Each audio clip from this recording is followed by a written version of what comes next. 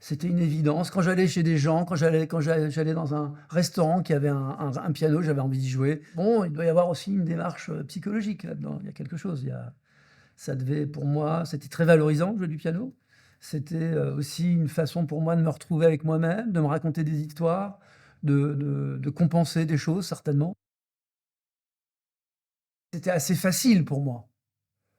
Je bossais quand même vachement. Pour un môme de 7, 8 ans, 9 ans, 10 ans, je bossais tous les matins, je me levais à 6h30 du mat. C'est quand même il faut savoir que la musique, c'est comme le sport de haut niveau. Mais, j'aimais ça et du coup, en faire ma vie, pour moi, c'était l'évidence et un rêve en même temps.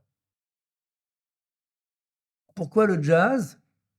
Je pense tout simplement parce que je suis hyper sensible depuis enfant à la notion de rythme. Qui dit rythme dit physique, dit espace-temps. Alors que j'ai fait du classique, j'ai été formé au conservatoire de Caen. Il n'y avait pas cette dimension, charnelle, il n'y avait pas cette dimension sensuelle du rythme, de la résonance, tu vois? Alors que dans le jazz, ça l'est vraiment. Ce qui caractérise le jazz, c'est quand même l'improvisation. C'est quand même la musique où, on improvise 90 95 du temps. J'ai tout de suite pensé au jazz comme un absorbeur. Le jazz, c'est une musique qui absorbe, heu, des cultures et donc je me suis dit que pourquoi pas avec les entreprises finalement? C'est le collectif, c'est le travail en groupe.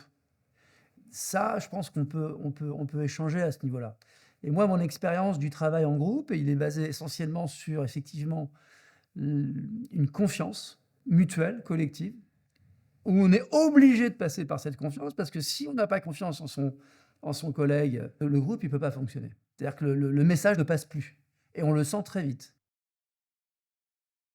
Effectivement, successivement, quand on fait un concert, chacun va prendre son solo. Alors, on fait peut-être pas 4 solos dans le même morceau, mais au cours de la soirée, tout le monde aura pris des solos différemment et à chaque fois que quelqu'un prend un solo, c'est une façon de prendre le lead.